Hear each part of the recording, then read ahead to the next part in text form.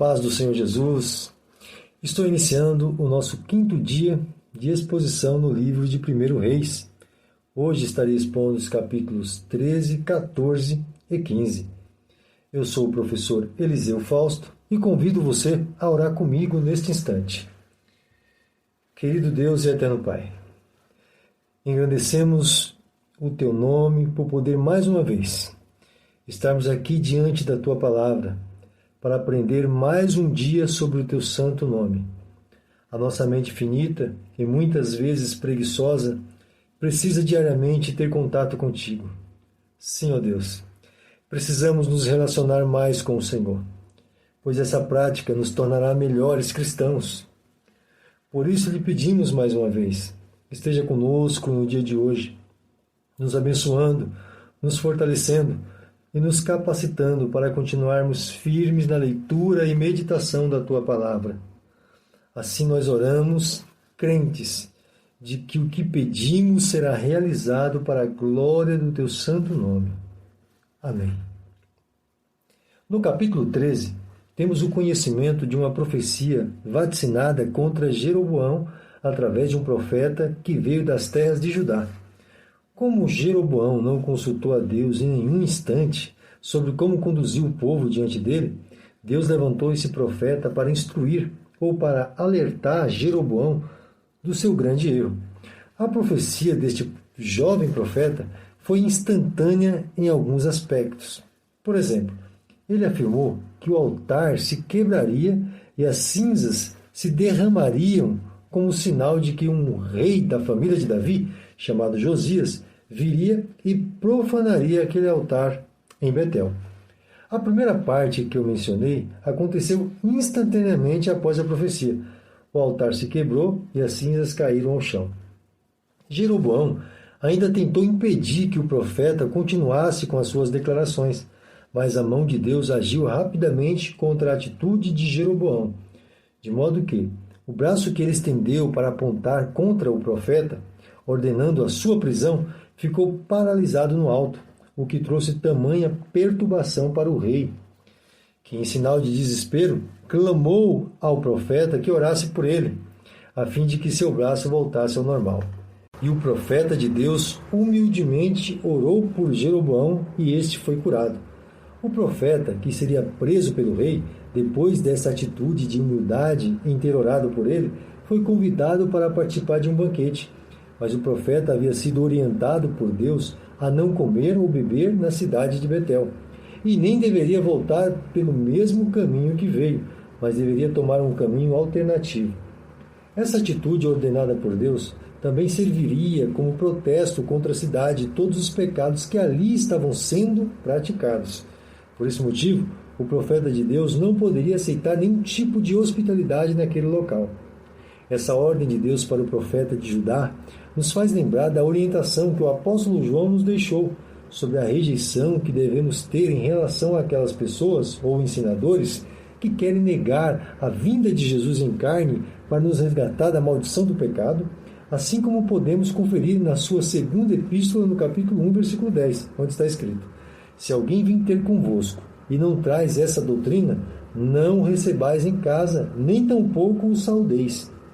E convém mencionar que quando Deus ordena nosso afastamento deliberado sobre algum local ou situação, devemos levar essa ordem bem a sério, pois nosso Pai amoroso sabe muito bem o que é melhor para nós.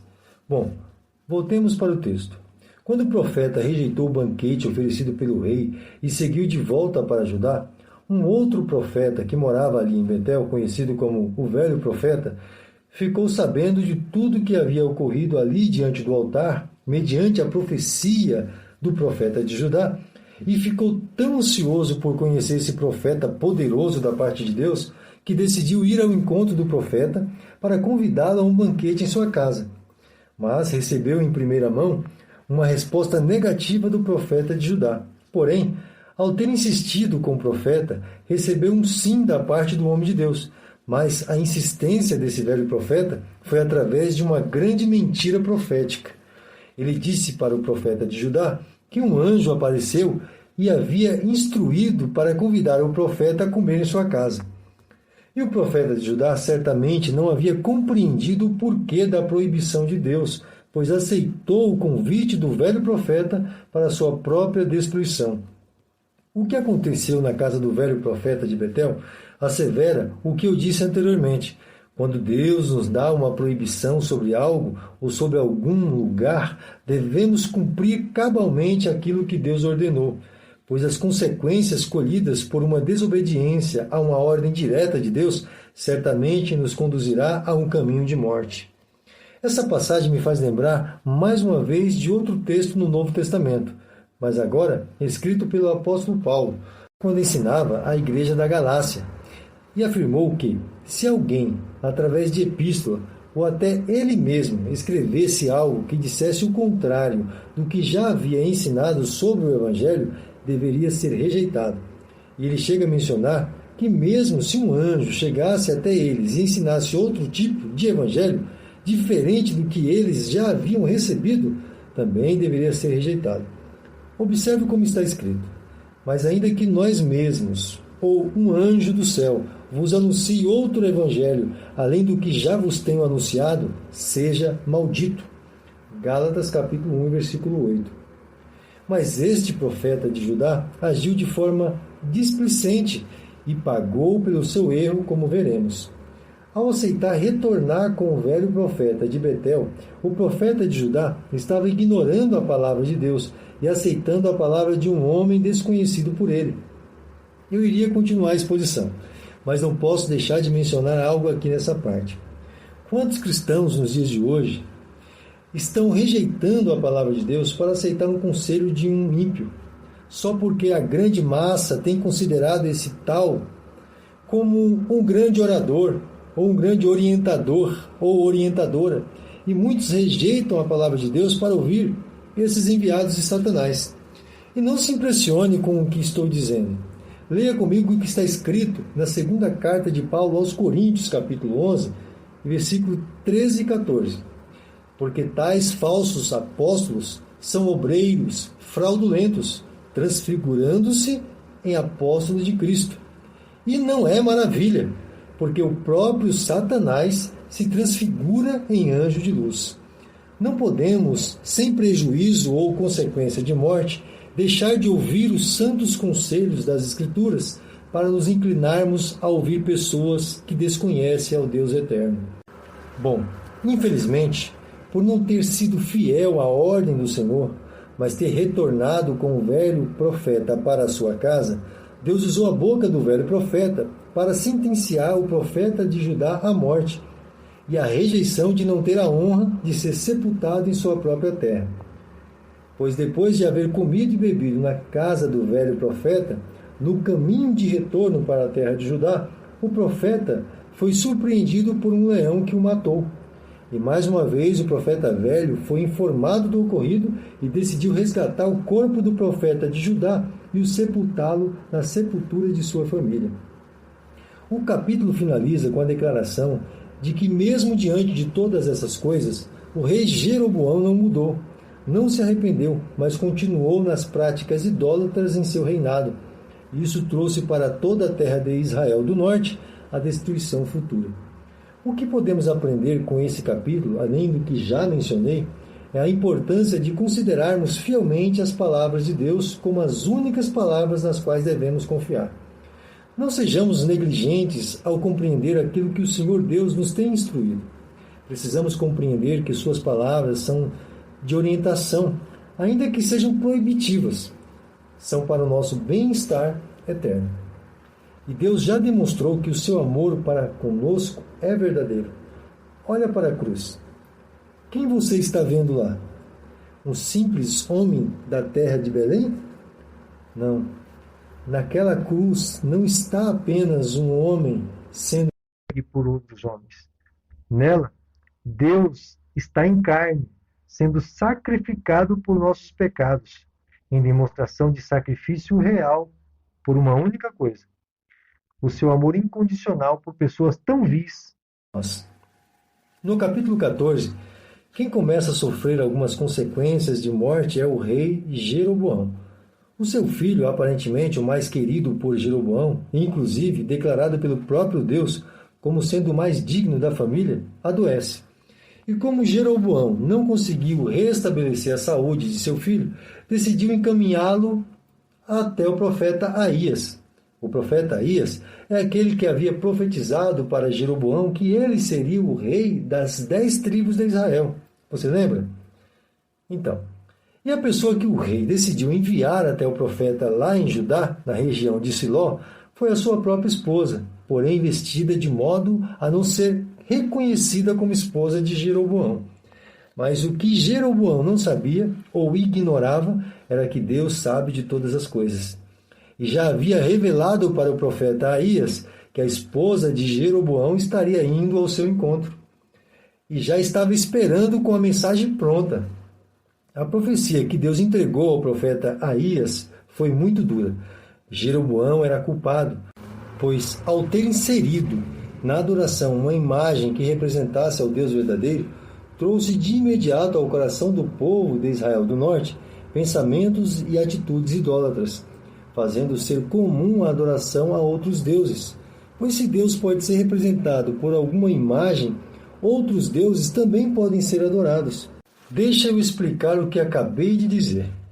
Quando nós levantamos alguma imagem de escultura para representar o Deus verdadeiro, nós estamos limitando o ilimitado.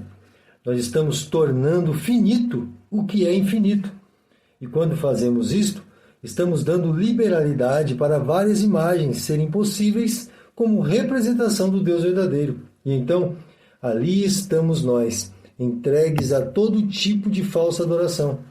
Foi isso que aconteceu com o povo de Israel do Norte, sob a liderança de Jeroboão. E ele recebeu a justa condenação por seus atos de idolatria. O seu filho que estava doente morreria, assim que a sua esposa pisasse na terra de Siquém. E não somente isto, Jeroboão, que havia sido elevado por Deus a uma posição de destaque, teria toda a sua descendência extinta da terra. Deus chega a proferir uma expressão através do profeta que traz a ideia de que Jeroboão e sua família são como lixo que só serve para ser queimado. Inclusive, o único da família de Jeroboão depois dele que seria sepultado era o filho que estava doente.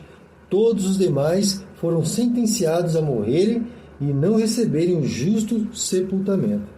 Toda a profecia se cumpriu de acordo com as palavras do profeta Aías, que mesmo estando cego fisicamente e sendo velho, não perdeu a sua intimidade com Deus e conseguia enxergar além do físico material. Quero aproveitar esse momento para exaltar um dom que tem sido desprezado por nós, o dom de discernimento de espírito. Como é importante discernirmos sobre as intenções do coração de alguém quando fala conosco, para sabermos se de fato está falando por Deus ou não. Como facilitaria para nós termos esse dom ativo no meio da igreja? O fim de Jeroboão já é adiantado aqui no capítulo. Ele reinou por 22 anos e morreu. Não sabemos como foi a sua morte. Seu filho Nadab reinou em Israel do Norte após a morte de Jeroboão. O autor se volta para o Reino do Sul, nos informando que Roboão, filho de Salomão, que estava reinando em Jerusalém, na terra de Judá, também não permaneceu fiel aos santos mandamentos do Senhor, mas continuou com as práticas idólatras que seu pai Salomão havia iniciado em Jerusalém. E Roboão permitiu que a idolatria fosse progredindo em Judá, de tal modo que até prostitutos cultuais estavam sendo comuns nas práticas religiosas. Essa progressão rumo à idolatria e ao afastamento de Deus fez com que o julgamento divino viesse em forma de um ataque do Egito, para saquear Jerusalém e levar os tesouros tanto do templo como do palácio. E esse ataque do Egito deixou Jerusalém e o governo de Roboão enfraquecido de tal forma que as riquezas conquistadas por Salomão foram transformadas em pobreza pelo reino de seu filho, que teve que substituir os escudos que eram de ouro por bronze. E além desse ataque do Egito contra Judá, Jeroboão e Roboão, os reis de Israel e Judá, respectivamente, sempre mantiveram inimizade e guerreavam constantemente um contra o outro. O autor fez questão de mencionar 2 vezes nesse breve resumo do reinado de Roboão que ele era filho de Salomão com uma mulher amonita, indicando com isto que as práticas idólatras que ele autorizava e praticava em Jerusalém era devido ao costume idólatra de sua mãe. Depois da morte dele, Abias, seu filho, reinou em seu lugar. O que podemos extrair de lição para as nossas vidas neste capítulo é a realidade de nunca brincarmos com a palavra de Deus. Deus é justo e nunca ignora uma palavra que tenha saído de seus lábios. Todas as palavras que Deus proferiu, seja através de seus profetas, de Jesus e dos apóstolos, serão cumpridas. E fazemos muito bem quando olhamos para elas e encaramos como uma grande realidade a ser obedecida. Mas o oposto também é verdade. Quando ignoramos as palavras de Deus, mesmo que as consequências não sejam imediatas, elas trarão sobre nós um peso eterno de condenação. Que o Senhor Deus nos ajude a olharmos para as Escrituras e extrairmos dela todo o conhecimento que precisamos para adquirirmos o comportamento adequado a um servo dele. No capítulo 15, somos informados que o rei Abias, o filho de Roboão, também havia seguido o mesmo caminho idólatra de seu pai. Mas o seu filho, chamado Asa, seria como uma lâmpada que Deus acenderia em Judá. Lembrando que Judá foi de onde veio a linhagem de Jesus, nosso Salvador. Por esse motivo, preciso que você, desde já, comece a compreender que Deus não deixará essa linhagem ser destruída, mesmo com alguns reis rebeldes na liderança deste povo, diferente da linhagem de Jeroboão e todo o reino do Israel do Norte, que, como vimos, já receberam a sentença de destruição. Como o reinado de Abias durou apenas 3 anos, Asa, o seu filho, reinou em Judá enquanto Jeroboão ainda era vivo e reinava em Israel. Inclusive, Abias e Jeroboão foram rivais, assim como Jeroboão e o pai de Abias. E essa rivalidade continuou no período do rei Asa, que ainda enfrentou 2 anos do reinado de Jeroboão e mais 2 anos do reinado de Nadab.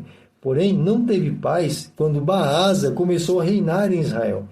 Este Baasa não era descendente de Jeroboão, mas havia conspirado contra o rei Nadab e veio a subir ao trono. Bom, com a ascensão do rei Asa em Judá, houve um despertar espiritual em Jerusalém. Ele não permitiu que os prostitutos cultuais continuassem nas práticas religiosas. Também destruiu os altares que foram erguidos a outros deuses em Jerusalém. E não permitiu que a sua avó, a Amonita, tivesse alguma autoridade durante o seu reinado, queimando publicamente o poste que ela tinha erguido a favor do seu falso deus Azera, ali próximo de Jerusalém. Mesmo o rei Asa, tendo todo esse zelo para com Deus, não escapou de ser alvo de rivalidade do rei Baasa, do Israel do Norte. E devido a isto, juntou todos os tesouros que haviam no templo do Senhor, tesouros que ele mesmo e seu pai haviam consagrados, e com esses tesouros fez aliança com o rei da Síria, para se unir e juntos derrotasse Israel. O rei da Síria estava mais interessado em riquezas do que em alianças, pois mesmo ele tendo um tratado com o rei Baasa, aceitou os tesouros do rei Asa e ajudou a reconquistar as terras de Judá das mãos de Baasa. O capítulo não é apresentado de uma forma cronológica, mas apresentado de um modo a explicar os reinados de cada monarca das terras de Judá e Israel. Assim, o que temos no final do capítulo são as declarações de que tanto o rei Nadab quanto o rei Baasa, reis do Israel do Norte, foram reis perversos que não seguiram os mandamentos do Senhor. E assim concluímos mais um dia de exposição da palavra de Deus. Aqui neste capítulo, podemos observar que mesmo nos mantendo fiéis ao Senhor e aos seus justos mandamentos, não podemos certificar-se de que teremos uma vida sossegada. Observe atentamente como foi o reinado do rei Asa. Ele fez praticamente uma limpeza espiritual em Jerusalém, mas não foi poupado de ser afligido constantemente pelo rei do Israel do Norte. E eu queria que você entendesse que nem sempre as coisas andarão bem em nossas vidas. mesmo quando estamos trilhando os justos caminhos do Senhor. Mas o que eu posso afirmar é que terás paz interior e paz para agir de forma acertada na direção de Deus. Então, permaneça firme. E até amanhã, querendo Deus.